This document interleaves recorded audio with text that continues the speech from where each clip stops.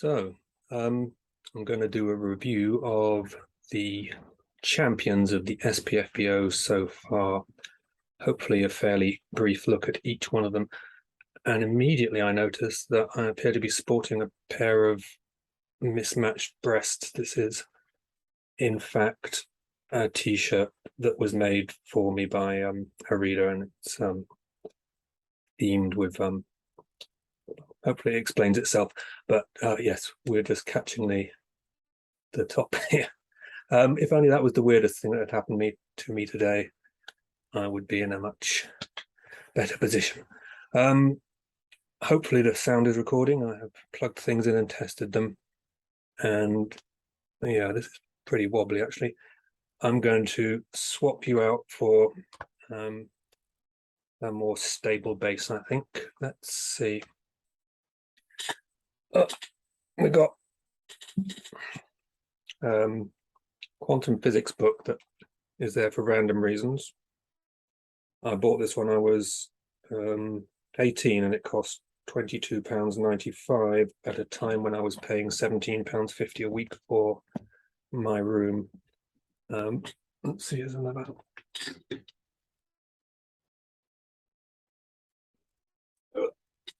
There we go. There's a box set of the Red Queen's War to add to that. And it's not box set, it's the boxed omnibus from Grim Oak Press.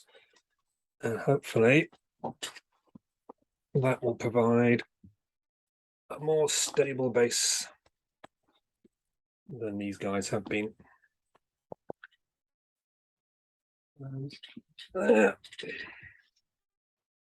One might argue that I could have done this before I started, but shut up. What I did do before I started was to go and look for my copies of these champions from the SPFBO, each of which has beaten 299 other titles in order to achieve the top place.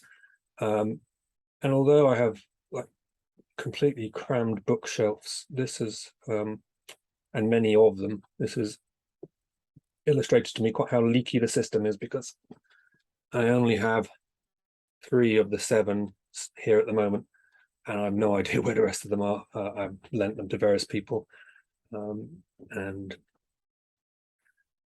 I mean, this may mean that the majority of my book collection is out in the world, but that's not really a problem because I've got nowhere to put it. So let's just plow on and give a brief tour of these titles.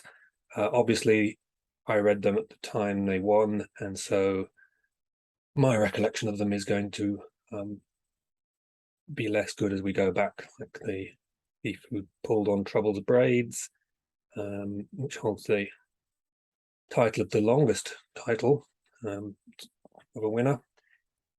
I read 7 years ago. Yeah, okay. So that's by MCClung, and we can drop into it here. This book got a publishing deal with a small publisher. I don't think it worked out too well, but it was traditionally published after the contest for a while. It's got 3,000 ratings on Goodreads, which is pretty decent. There is, for traditionally published books, a fairly clear relationship between the number of ratings you have on Goodreads and the number of sales that you've made in the real world.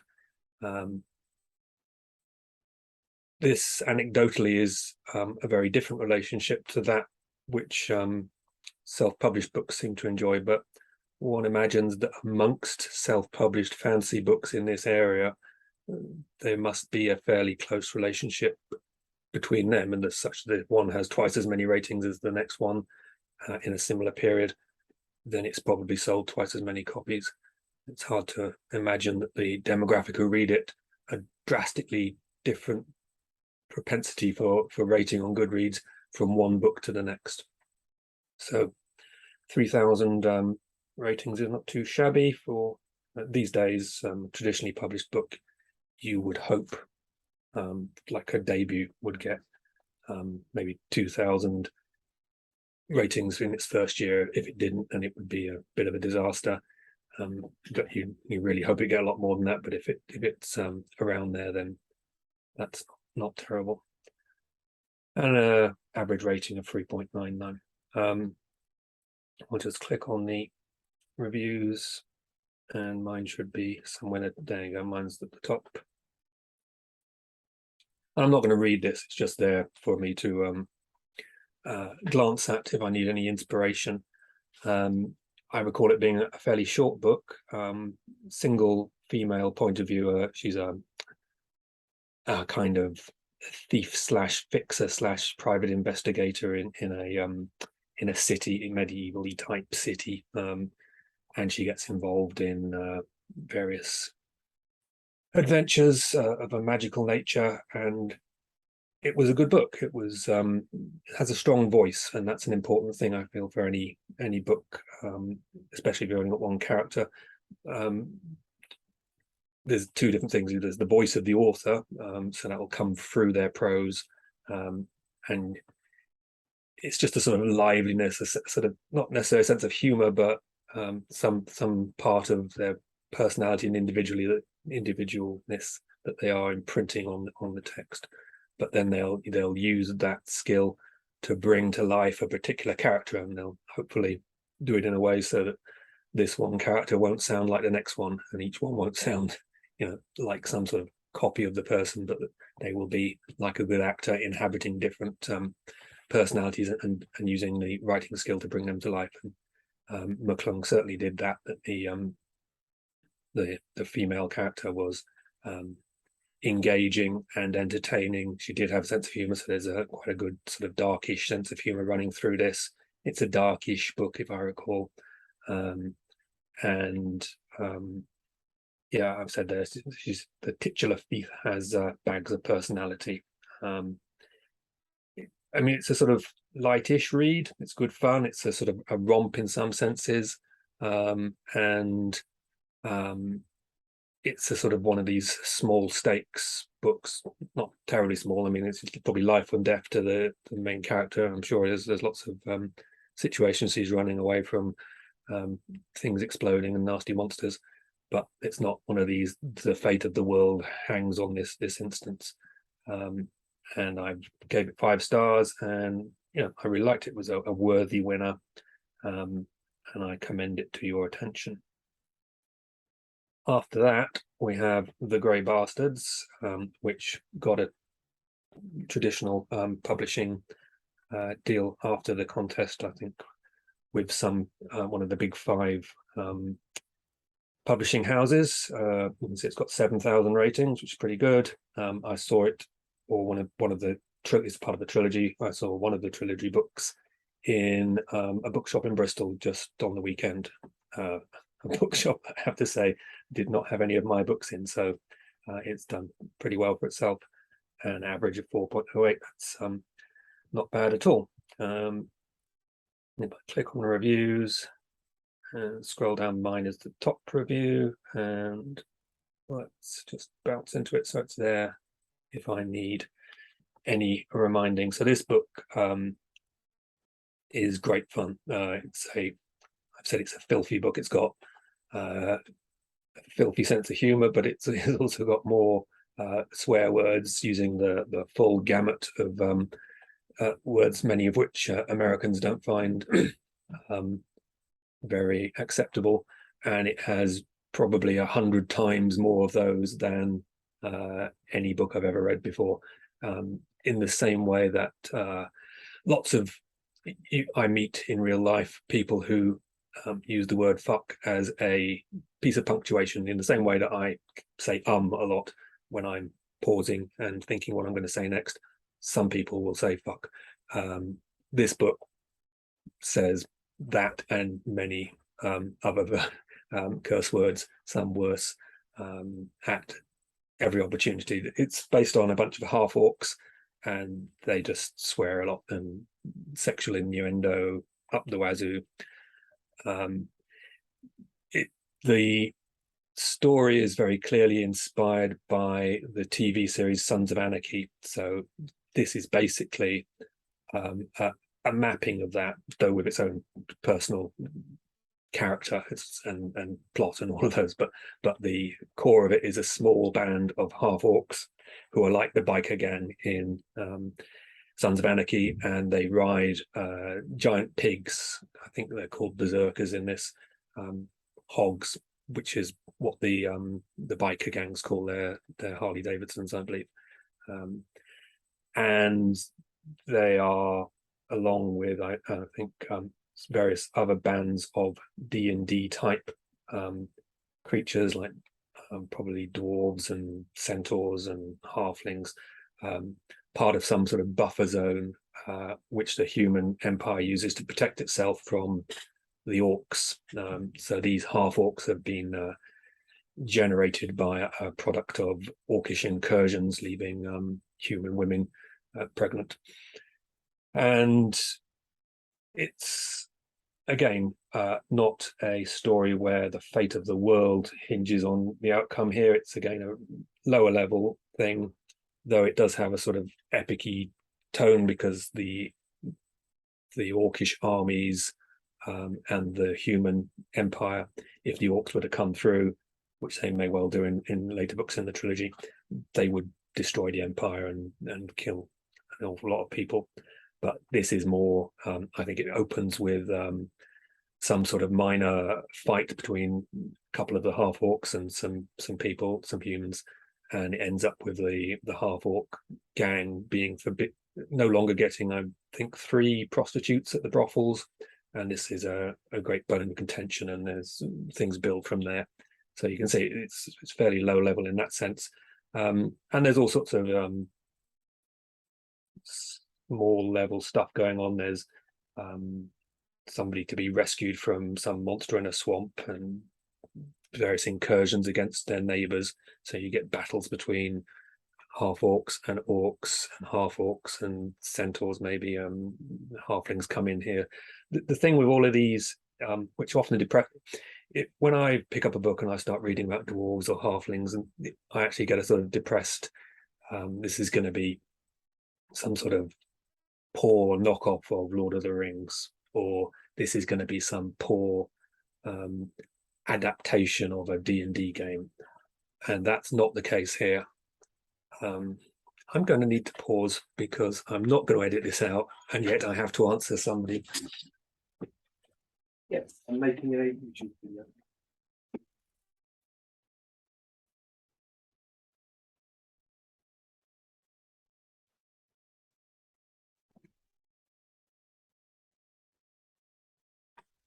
It wasn't important. So this is sufficiently removed from either of those that it's actually quite fresh and entertaining.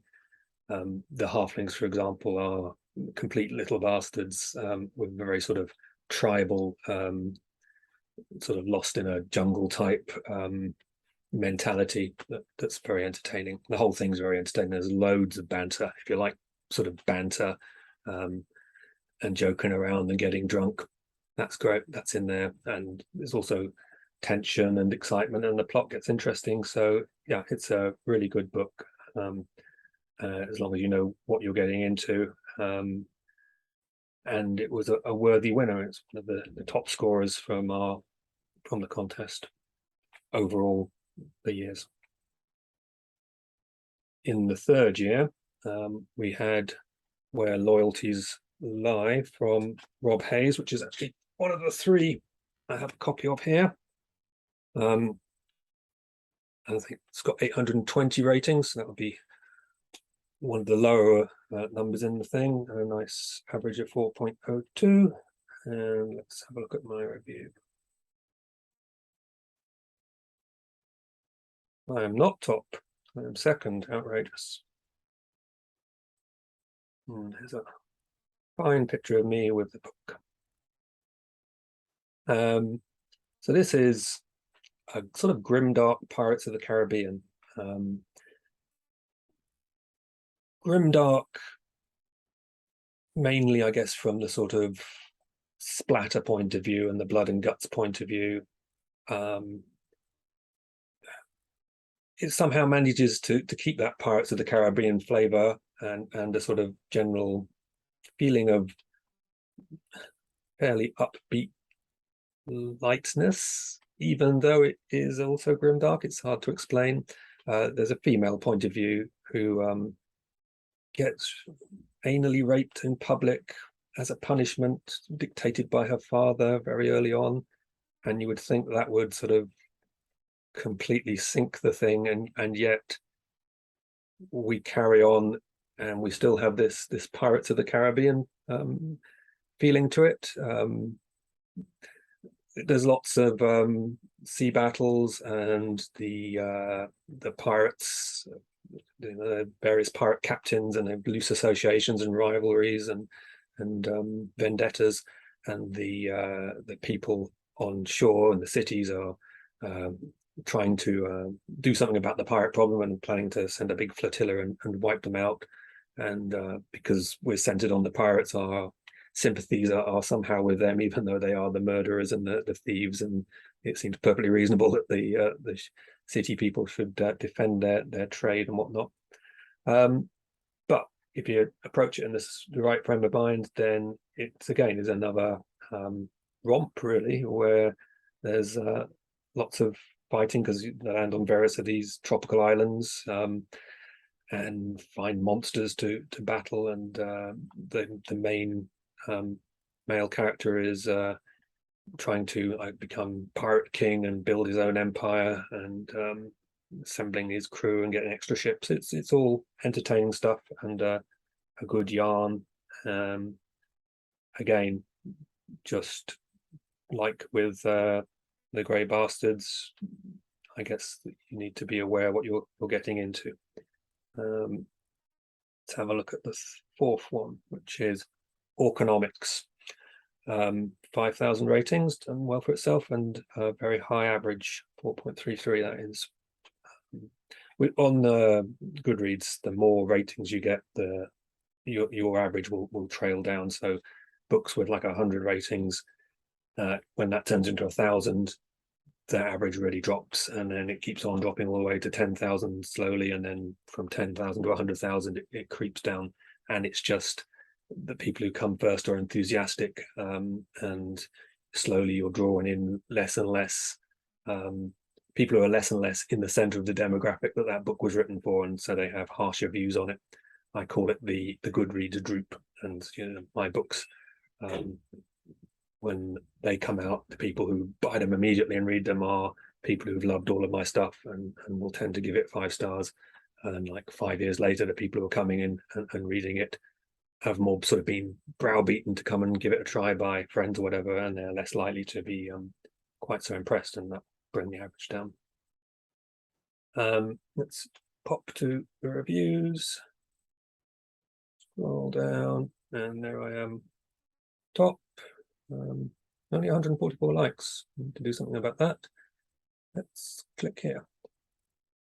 So this book is a comedy. It's the first comedy to win the contest, and it's a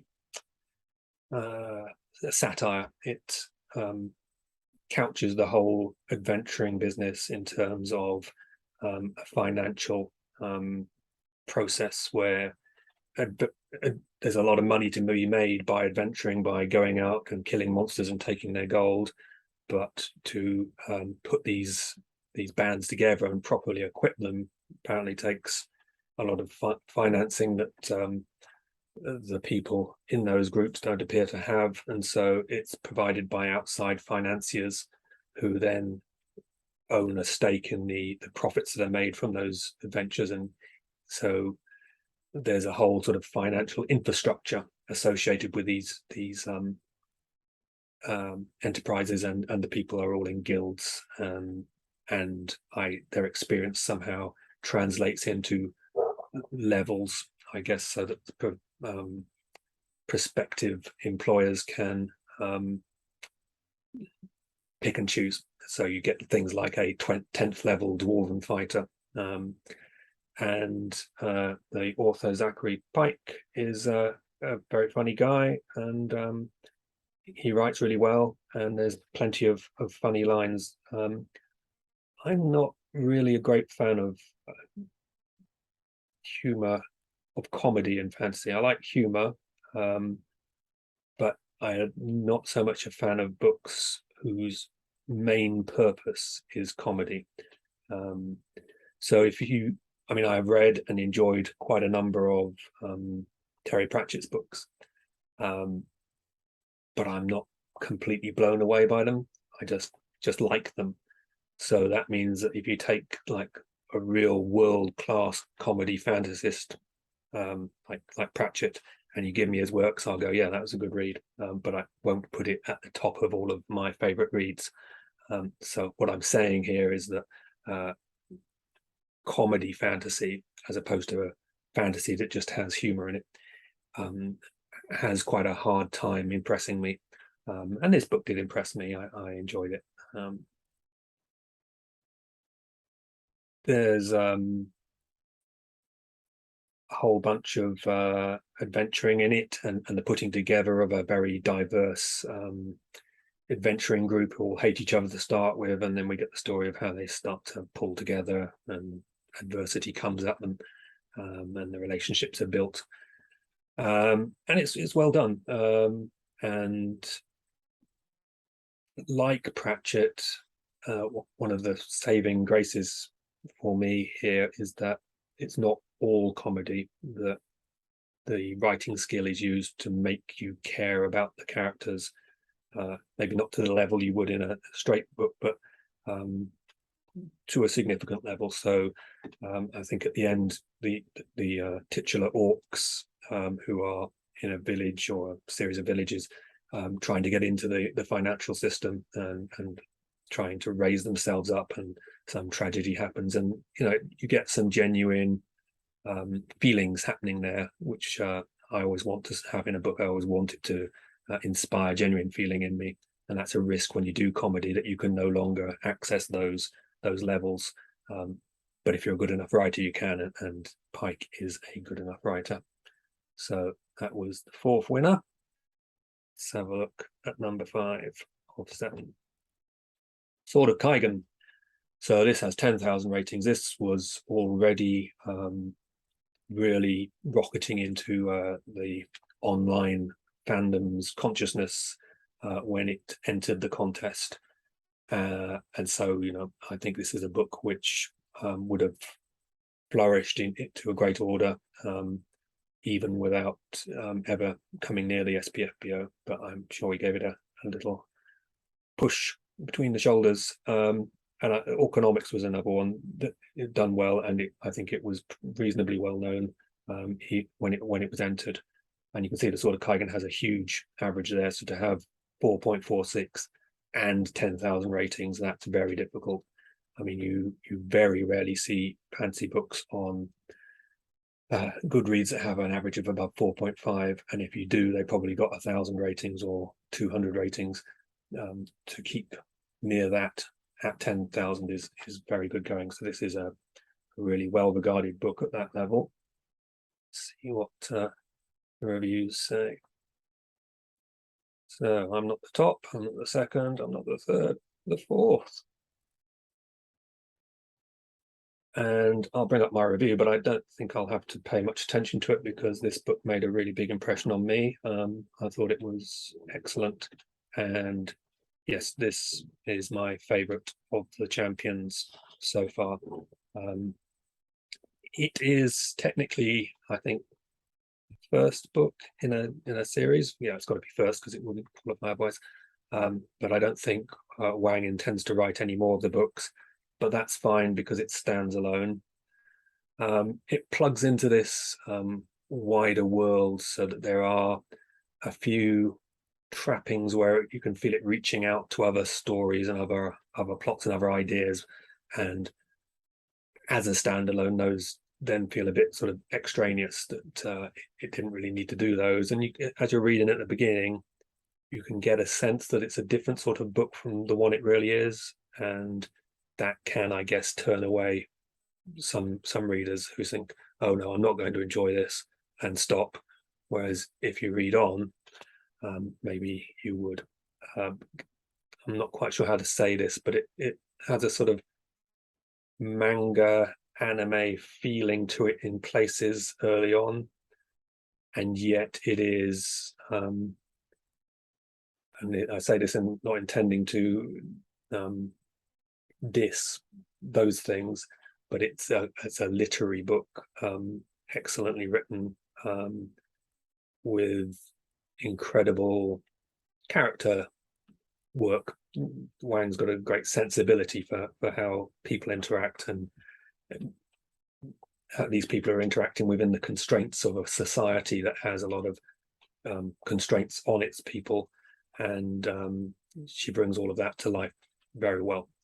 And the story is in no way static, so it's ostensibly about an enemy force invading, and the people in the story are resisting them, and they're sort of on the forefront of it, so their country is essentially behind them, and they are the vanguard that is the first encountering this. So you've got all this, and there's a very well developed magic system, with based on, I think, some very elemental sort of magic, ice and wind and fire, which sounds a bit generic, but it is really brought to life fantastically.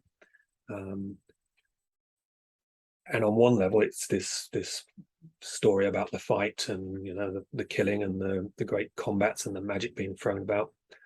But really, it's for me, the main impact, although those things were really good, was the story of the characters involved, which is again not static, that the relationships change, and you get different perspectives on those as the story goes forwards. That's my stupid Labrador. We'll close the window, and we will hear slightly less of her.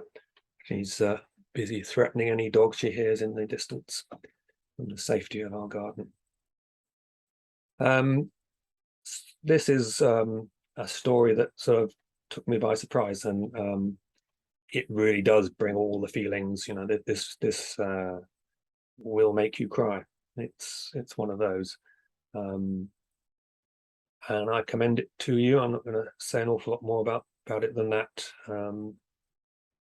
It's certainly worth buying and reading. Let's move on, because we are taking quite a long time over this. And this is the last but one of them. This one, not this year, but the year before. The Lost War by Justin Lee Anderson. Nice rating there. 1,000 reviews, but it's 1,000 ratings. It's only recently been published, I suppose. And it has got around the time it became champion, a traditional publishing deal with a large publishing house, and that means that it has to be the same as with the Grey Bastards. It has to be taken off the market as a self-published book, and then there's this sort of long hiatus while it's edited in-house, and then it has to find a slot to be published, and they have to find a new cover, all of these things. So there's this immediately quite a long period, a year, maybe longer, where you can't buy the book. So and that's a bit of a pain if you've just got loads of eyes on the book from a contest like the SPFBO, and suddenly those people who want to buy it, and it's a time when you could be building, can't, because the book is in hiatus. And I'm not sure whether you can go out today and buy it, but I suggest you give it a try and find out. Certainly you will be able to soon, if not now. Let's have a look. Patrick has topped the list, and there's me. And again, I shouldn't really need to reference my review here, but it's there. So this is a sort of medievalesque fantasy with a bunch of does it have a bunch of magic in it? Yeah, there's quite a lot of magic in it. And there's a plague in it, and there's a country that has been ruined by a war, and there's some mystery. I'm having difficulty remembering all the details of this one,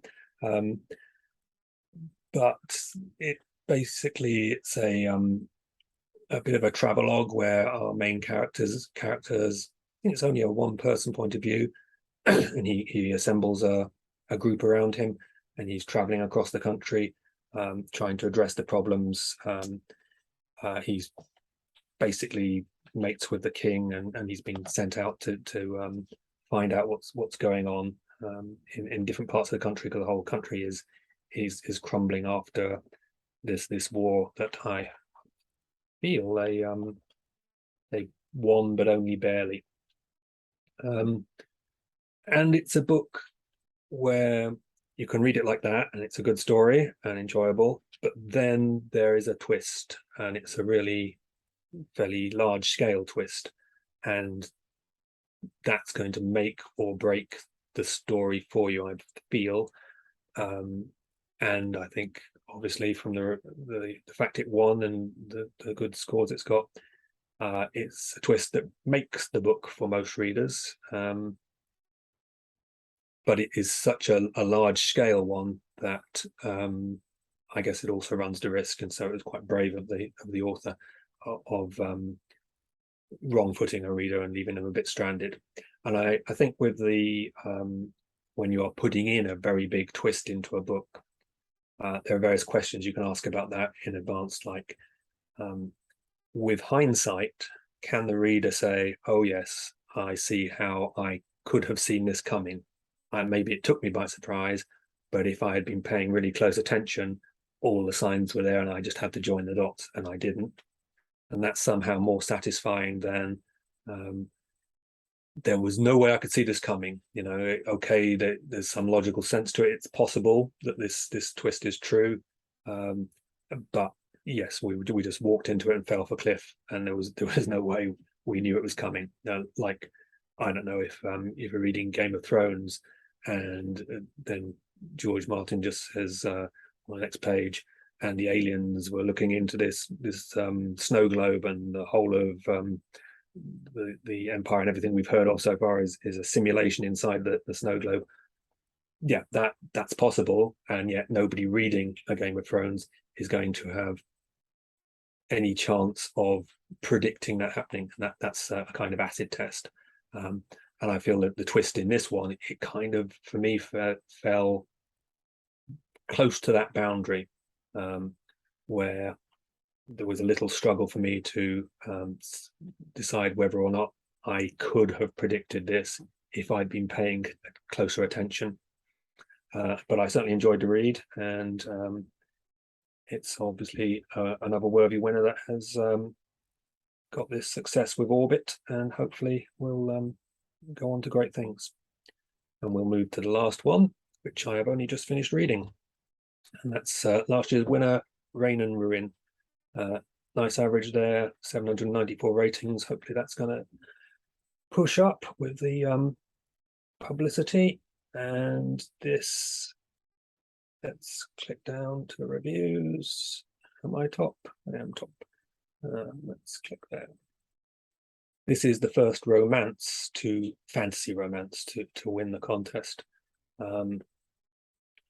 So we've had a comedy and a romance and a bunch of epic fantasies, a couple of which were probably fall into the grimdark bucket. And I'd kind of softened myself up to reading romances because I accidentally stumbled into reading Outlaw earlier on the year, which is I guess it's kind of got fantasy or sci-fi element in it, but it's primarily a sort of romance.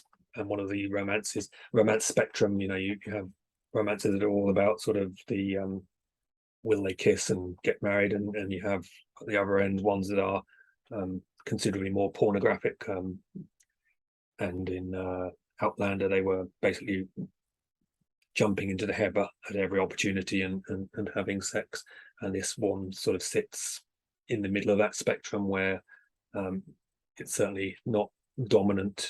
The romance is dominant, but it builds up to sort of, you might consider their first proper sexual encounter to be like one of the boss fights or one of the end battles in a epic fantasy.